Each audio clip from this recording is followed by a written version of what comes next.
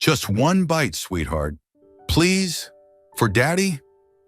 Daniel Grant's voice carried more desperation than he intended as he held out a spoonful of mashed carrots toward his 5-year-old daughter. Across the table, Ella sat stubbornly still in her high-backed chair, her lips sealed tight and her arms crossed in defiance. Her big brown eyes, so much like her mother's, stared at the food like it was poison. The soft lighting of the hotel's boutique restaurant, once a comfort to Daniel, now felt suffocating. He glanced around, noticing a few other diners casting sympathetic or judgmental looks their way. Daniel let out a breath. He was used to board meetings, tech summits, product launches. But parenting was a daily improvisation. And ever since Amanda passed away 2 years ago, every dinner had felt like a battlefield. "Is everything okay over here?" A gentle voice broke through the tension. Daniel looked up to find a young waitress standing beside the table. She had warm eyes, light auburn hair, pulled into a loose braid, and a name tag that read Clara. "We're fine," Daniel replied quickly, perhaps too curtly. "Just having a disagreement with dinner." Clara didn't move away. Instead, she crouched down beside Ella's chair, her expression kind and curious. "Hi there," she said softly. "I'm Clara. What's your name?" Ella didn't respond at first, but then whispered, "Ella." Daniel blinked. His daughter had barely spoken all evening. "Well, Ella," Clara said, leaning in with a conspiratorial smile, "I have a secret, but you have to promise not to tell anyone." Ella leaned forward, curious despite herself. "The chef here," Clara continued in a hushed tone, "makes special food, but it only works with this."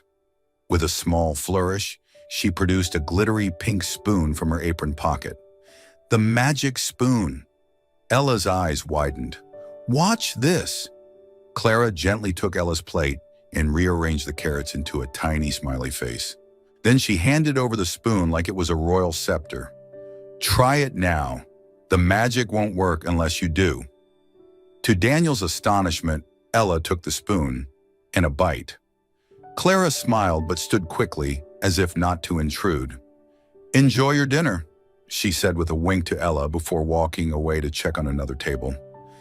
Daniel watched her go, stunned by how easily she had diffused the situation he'd been struggling with all evening. She wasn't their assigned server. That much was clear. He glanced around for their usual waiter, Marcus, but didn't see him. Later, when Clara returned to refill their water glasses, Daniel asked, "You're not usually on this side of the floor, are you?" "I swapped shifts with Marcus tonight," she said casually. "Hope that's okay." "More than okay," Daniel murmured, glancing at Ella, who, to his shock, was eating quietly with a small smile on her face. From that evening on, something shifted. Daniel found himself returning to the restaurant more often, not just for the food or the quiet ambiance, but for the way Ella's eyes lit up whenever Clara appeared. It had become their new tradition, Friday night dinners, seated at the same corner table overlooking the city skyline, with Clara always, somehow, assigned to their section. Clara never treated Ella like a child who needed managing. She spoke to her like an equal, turning each meal into a tiny adventure. One week she folded napkins into swans and boats. Another time, she drew smiley faces on pancakes using berry jam. She brought taste tests from the pastry station and let Ella guess the ingredients like a game show host. Daniel watched, quietly amazed. Every laugh, every moment of joy that passed between them felt like a tiny miracle. He couldn't remember the last time Ella had been this engaged, or the last time he had felt so at ease. One evening, as Clara crouched beside the table showing Ella how to turn a paper straw wrapper into a caterpillar, Daniel finally spoke. "You're really good with her." Clara looked up, smiling. "Kids are my favorite customers. They're honest, no filter, and they always notice the little things adults miss." Daniel nodded. "She hasn't opened up like this since," he trailed off, "since my wife passed away." "I'm so sorry," Clara said gently. "That must be really hard for both of you." He hesitated, then asked, "Do you have kids?" She shook her head. "No, but I practically raised half a dozen in the foster homes I lived in." Daniel's brow furrowed. "You grew up in the system?" "Yup." Clara didn't flinch. "Lost my mom when I was 6. My dad wasn't in the picture. I moved around a lot, learned quickly how to read people, and how to make dessert out of government peanut butter and stale graham crackers." Despite himself, Daniel laughed. "Is that what inspired you to go into culinary school?" "Partly," she said, her eyes brightening. "Food was the one thing that always felt like home. I'm actually studying pastry arts right now. Almost done with my final term." "Impressive," Clara shrugged modestly. "I just found out last week. I've been accepted for an internship in Florence, at a small patisserie owned by Chef Marinelli." Daniel sat back. "Florence? Italy?" Clara nodded, her cheeks flushed with excitement. "It's been my dream since I was 17. I leave in about 2 months." Something in Daniel's chest sank, though he kept his expression neutral. "Congratulations. That's incredible." "Thank you," she said softly. "I didn't think I'd actually get in. Honestly, I almost didn't apply." "Why not?" She glanced toward Ella. "Because sometimes when you start to feel like you belong somewhere, it's hard to imagine leaving it." The words landed heavier than Daniel expected. Daniel forced a smile, nodding politely as Clara spoke about her upcoming internship. But inside, a quiet ache had begun to form, sharp, sudden, and unexpected.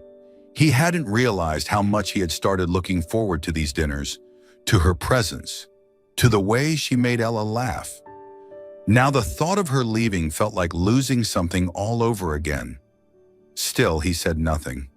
He didn't want to make her feel guilty for chasing her dream. He simply folded his napkin and murmured, "That's wonderful," even though it didn't feel that way at all.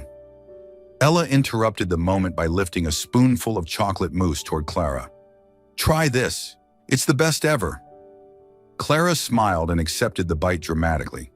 "Oh my goodness," she declared, holding her heart. "Chef Luca's going to lose his job if you keep this up." Ella giggled, and Daniel felt the edges of his world soften just a little more. Later that evening, as they were preparing to leave, Ella tugged Clara's sleeve. "Will you be here next time too?" "I'll try," Clara said gently. "But I work different days sometimes." Ella frowned. "I like when you're here." Clara knelt down to her level. "That means a lot to me, Ella. I like being here with you too." Daniel watched the exchange, something unspoken forming in the quiet between them. When Clara stood, he met her eyes. "Would it be all right," he asked, "if I requested you next time we come in?" Clara's smile was soft and genuine. "I'd like that very much, Mr. Grant." "Daniel," he corrected. She repeated it quietly.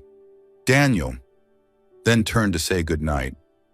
As he watched her walk away, hand tucked into her apron pocket, Daniel felt a flicker of something he hadn't felt in a very long time. Hope. The call came just after 10:30 p.m. on a stormy Thursday night. Daniel was at his desk, half reading a product proposal he no longer cared about, when his phone buzzed. It was Lana, Ella's nanny. "Mr. Grant, I'm so sorry to bother you," she said, her voice tight with worry.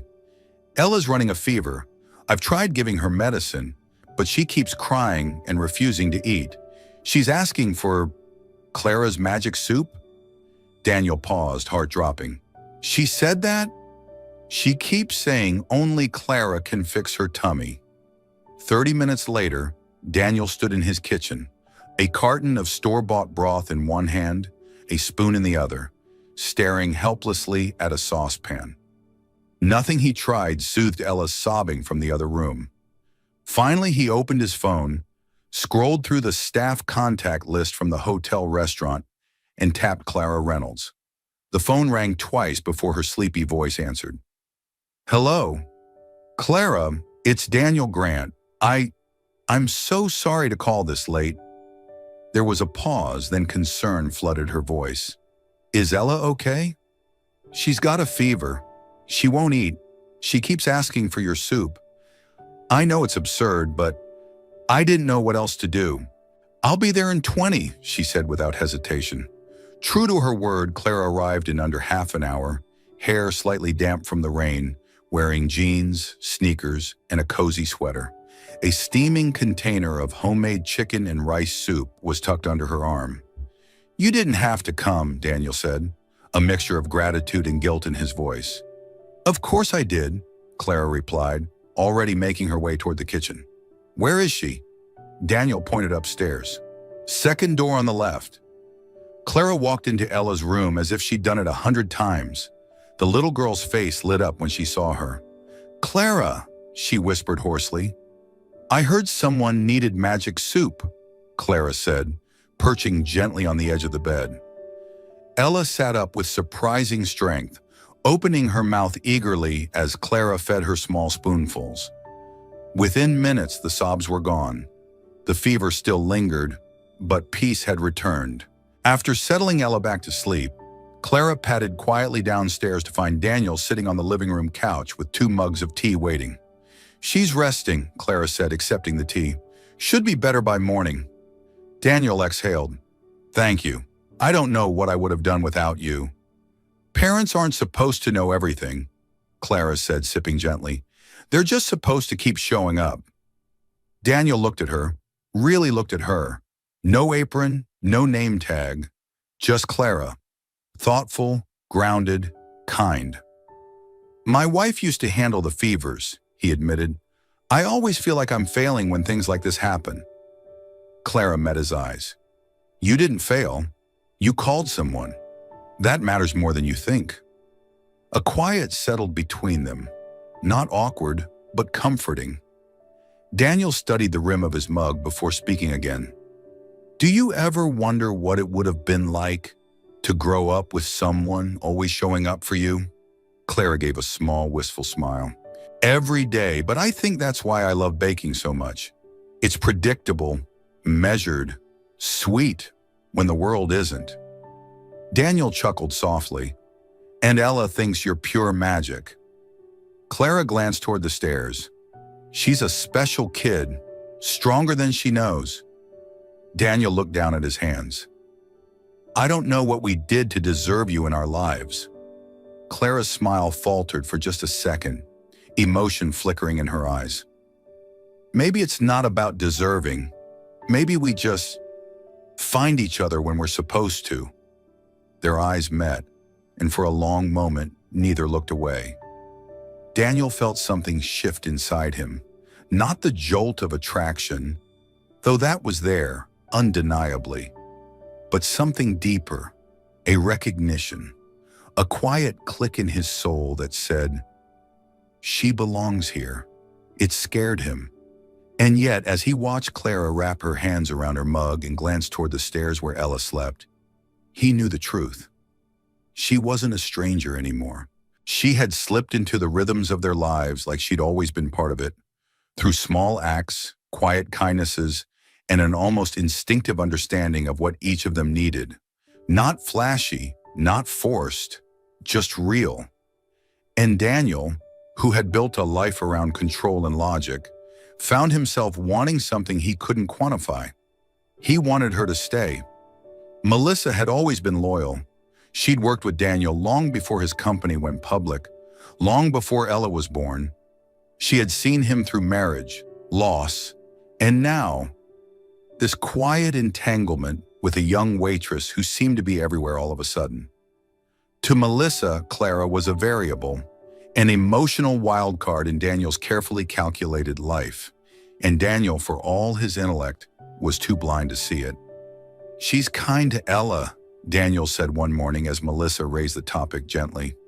She's a waitress, Melissa replied, voice calm but clipped, with a plane ticket out of the country in 3 weeks. What do you think this is, Daniel? A Hallmark movie? He brushed her off at first, but Melissa didn't stop there.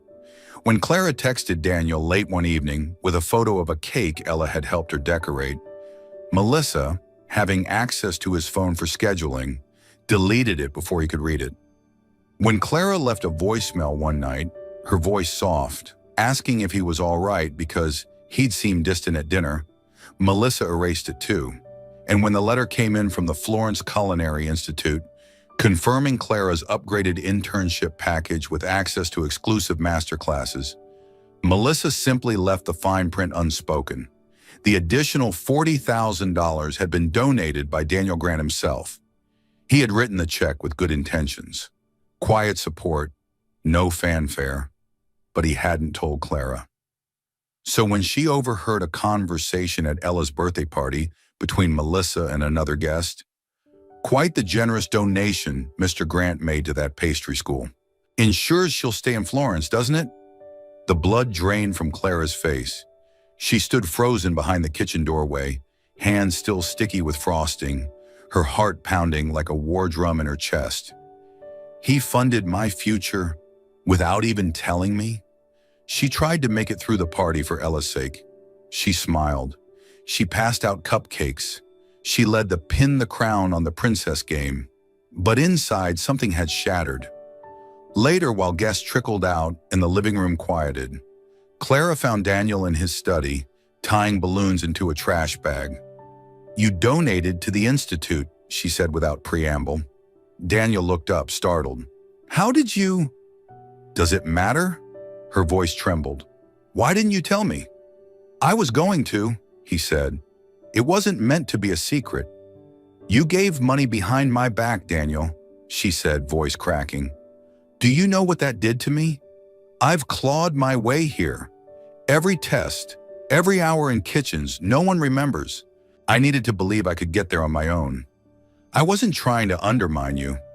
"Then what were you trying to do?" she asked, her voice rising. "Buy your way into my life? Control where I go? What I do? You made a decision about my future without me." "I thought I was helping," Daniel said, helpless. Clara shook her head, eyes glistening. "That's the problem. I didn't ask you to fix anything. I didn't want your money. I wanted to be enough on my own." Silence stretched between them. "I can't do this anymore," Clara whispered. "I quit." Daniel paled. "Clara, please, let's talk about this. I've said everything I needed to." She turned, walking toward the door. At that exact moment, Ella came running in, still wearing her glittery birthday crown. "Are you leaving, Clara?" she asked, her small voice uncertain. Clara knelt, swallowing the sob rising in her throat. "I'm sorry, sweetie. I have to go." "But you'll come back tomorrow, right?" Ella asked, hopeful. "Like always?" Clara couldn't speak. She hugged Ella tightly, breathing in the scent of frosting and childhood, then stood and walked toward the door. "Clara," Daniel called after her, but she didn't stop. As she opened her car door, she heard it, the sound of small feet pounding the front steps. "Clara, wait!" Ella cried, sprinting down the walkway in socked feet. Daniel caught her just before she reached the driveway, sweeping her into his arms as tears streamed down her face. Clara looked back only once, just long enough to see Ella's outstretched hand and Daniel's devastated expression. Then she drove away. It wasn't until a week after Clara's departure that Daniel's world began to unravel. He was in his office, sorting through archived voicemails on his work phone, looking for a vendor confirmation, when he stumbled across a recording he'd never heard. Clara's voice, soft and tentative. "Hey, I'm worried about you.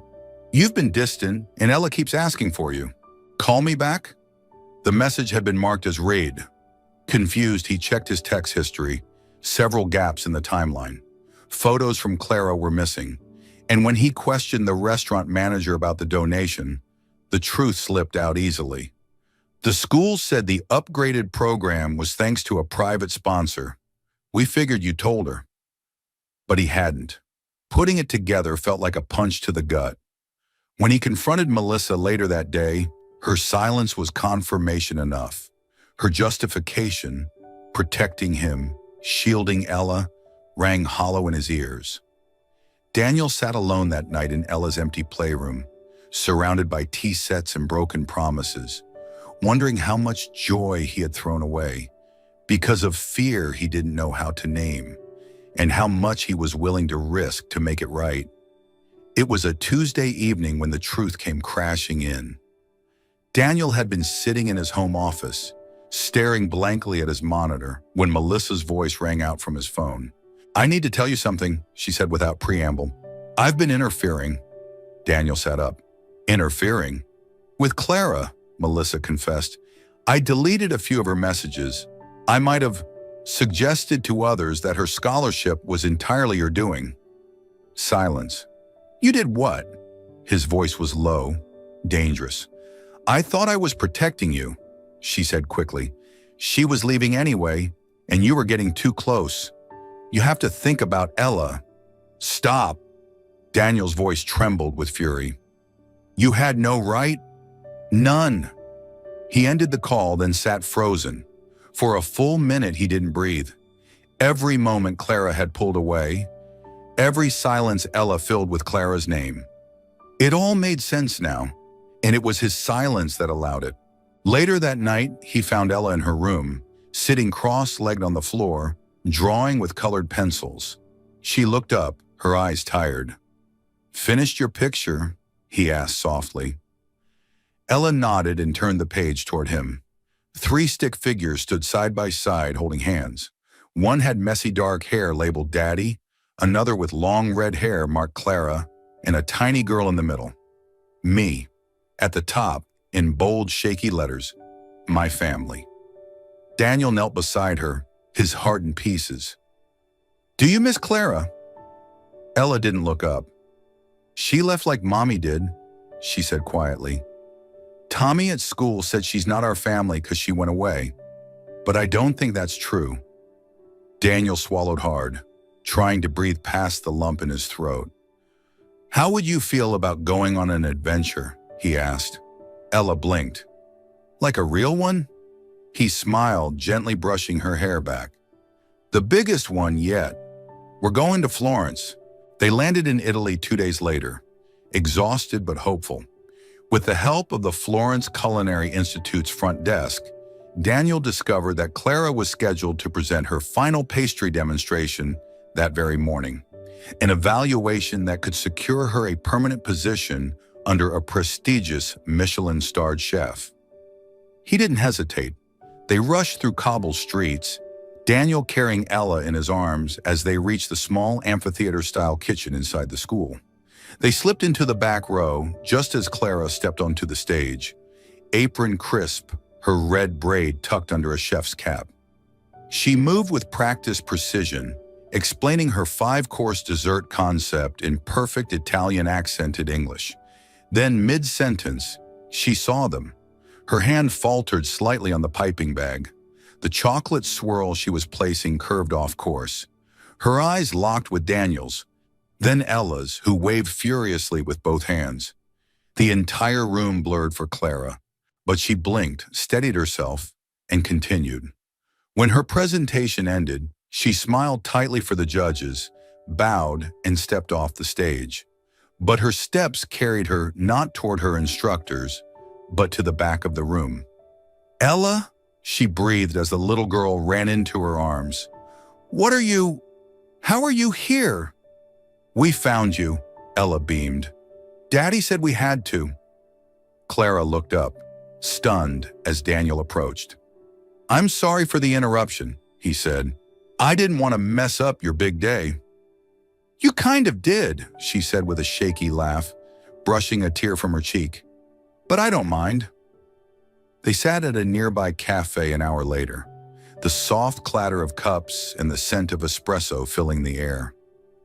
"I found out what Melissa did," Daniel said. "She erased your messages, lied about the donation." Clara nodded slowly. "That explains a lot. I should have trusted you. I let fear drive me. I was afraid of losing you, so I tried to control everything instead. And in doing that, I lost you anyway." Clara looked at him, guarded but listening. "I've made arrangements," he said.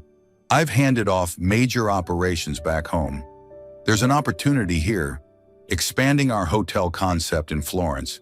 I could base myself here, permanently." Clara blinked. "You'd move your whole life. For me?"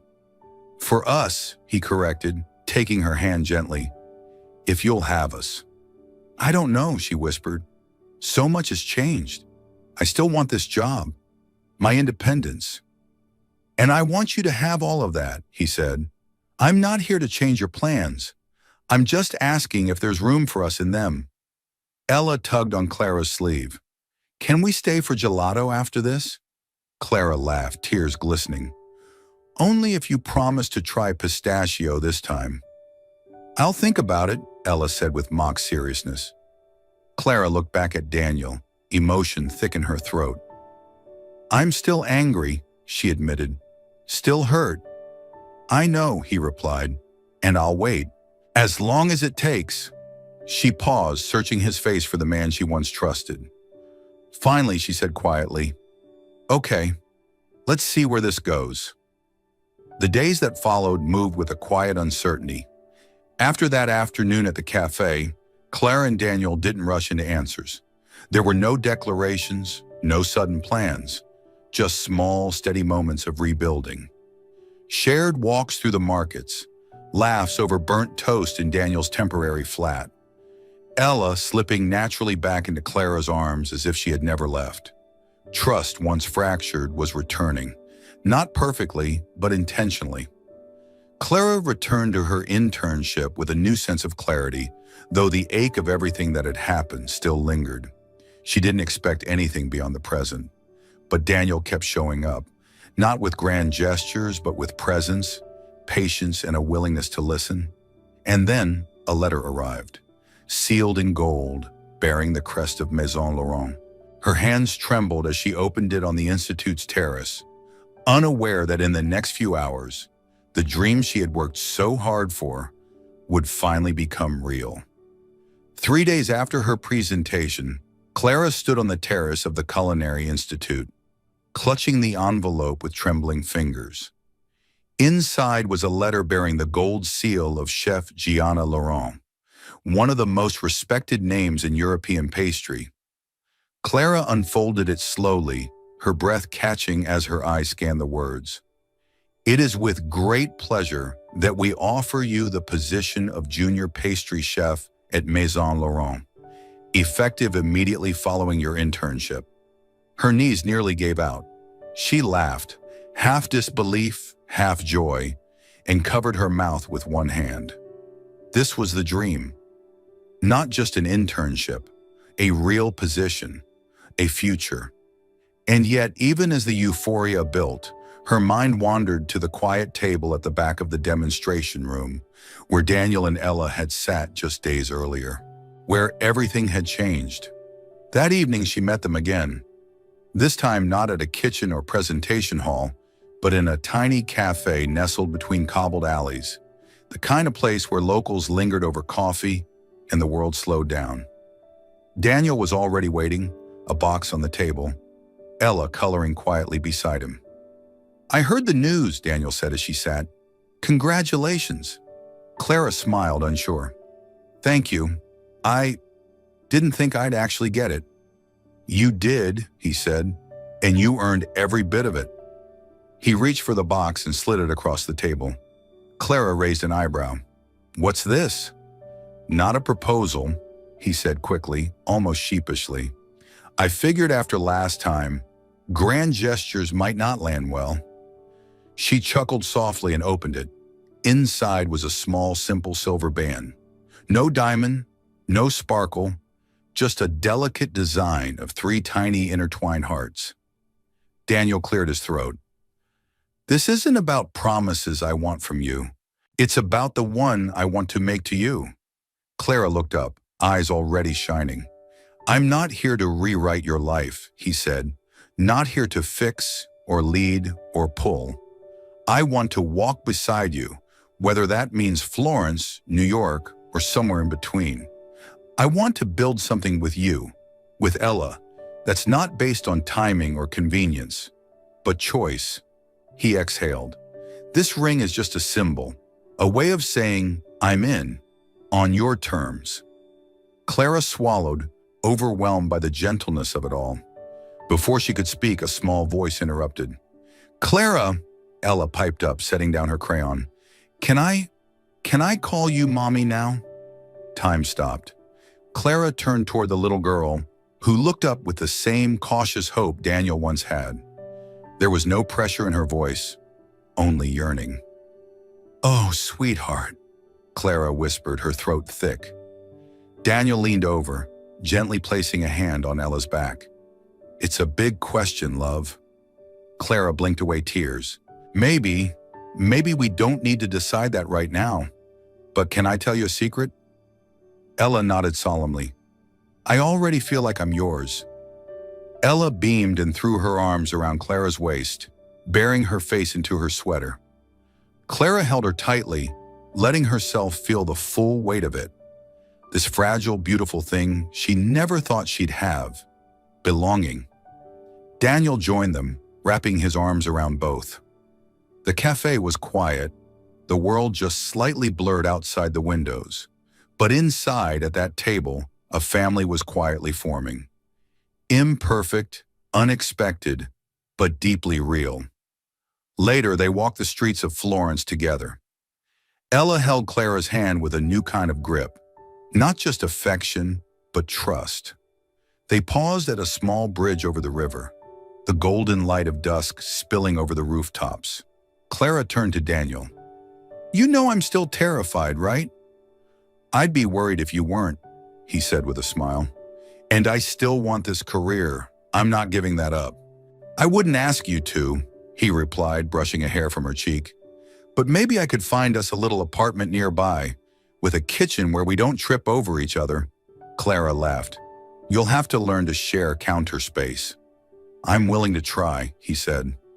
She looked at the silver band now resting on her finger. It wasn't flashy, but it was honest. It was intentional, like everything she wanted this next chapter to be. When they got back to Daniel's temporary hotel suite, Ella climbed into bed and immediately asked if they could bake the magic soup again tomorrow. Clara kissed her forehead. "Only if you help me stir." As she stepped into the hallway with Daniel, hand in hand, she whispered, "Thank you." "For what?" he asked. "For waiting. For not giving up." Daniel smiled. "I almost did. But you didn't." "No," he said, "because somewhere between cake batter and carrot voices, I realized, this is it. You, her, us." Clara leaned her head against his shoulder. "I think we might actually get this right," she murmured. He squeezed her hand. "No," he said quietly. "I know we will." The scent of warm cinnamon and fresh croissants drifted through the polished corridors of Hotel Fiora, Daniel Grant's newest boutique property nestled in the heart of Florence. But it wasn't just the hotel that drew people in. It was the little bakery tucked into the ground floor, where laughter was as much an ingredient as flour. The sign above the glass doors read, "Ella's Table, Family Bakes and Stories."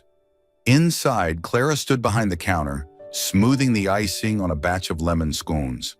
Her white apron was dusted in powdered sugar, and a faint curve of a baby bump peeked through the fabric. "Chef Clara," her sous chef Marcel called from the prep kitchen, "the Moreno family is allergic to hazelnuts, remember?" "Already switched the praline to coconut," she said with a grin, never missing a beat. "Thanks, Marcel." At 31, Clara had built more than a pastry career.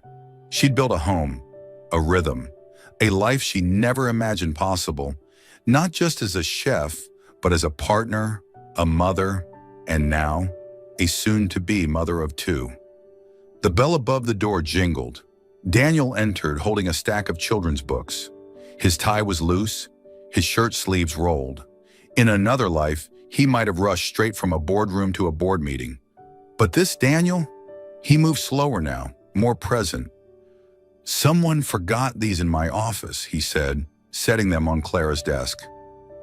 "Ella," Clara said knowingly. She was mid-story about a dragon who can only eat blueberry muffins. Clara smiled. "A girl after my own heart." Daniel leaned over and kissed her temple, his hand naturally sliding to rest over hers, then gently to her belly.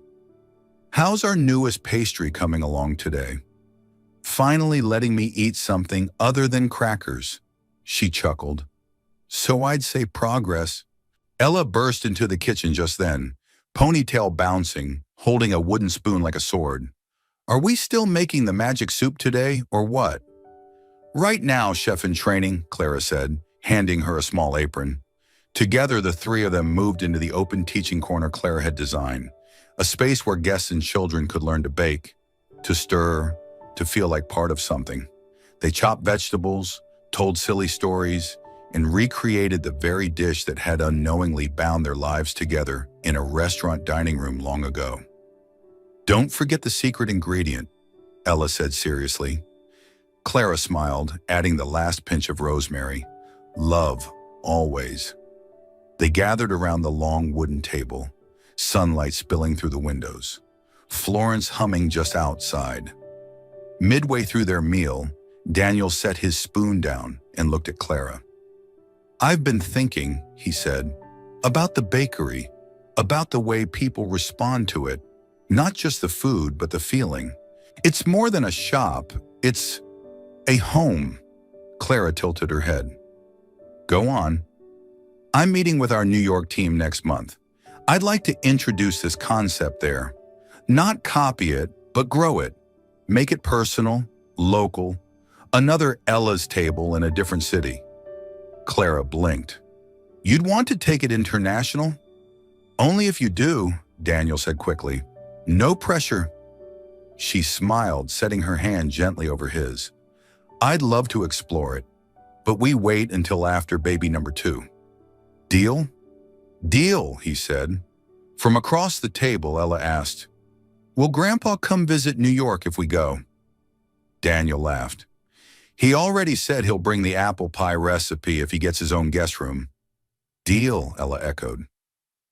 Later that night, in their sun-filled apartment overlooking the Arno River, Clara tucked Ella into bed. The girl whispered, I'm going to teach the baby how to make soup. You'll be the best big sister, Clara said, brushing hair from her daughter's forehead. Daniel watched them from the doorway, heart full. The grief he once carried like a shadow hadn't disappeared. It still lived quietly in the corners of his heart. Amanda would always be part of his story, but the ache had softened. And in its place, something new had taken root. Joy, unexpected and persistent. Clara joined him in the kitchen, barefoot, cradling a mug of tea. You look like you're thinking too hard, she teased. I'm just grateful, he said. She leaned into him, her head on his shoulder. Me too. Outside, the city lights shimmered. Inside, the warmth of shared memories, of soup and spoons and second chances, filled every corner of their home. And somewhere between laughter and lemon scones, between bedtime stories and new beginnings, Clara finally realized this was the recipe she'd been looking for all along. Equal parts courage and kindness, seasoned with forgiveness, simmered in time, and served not perfectly, but with love.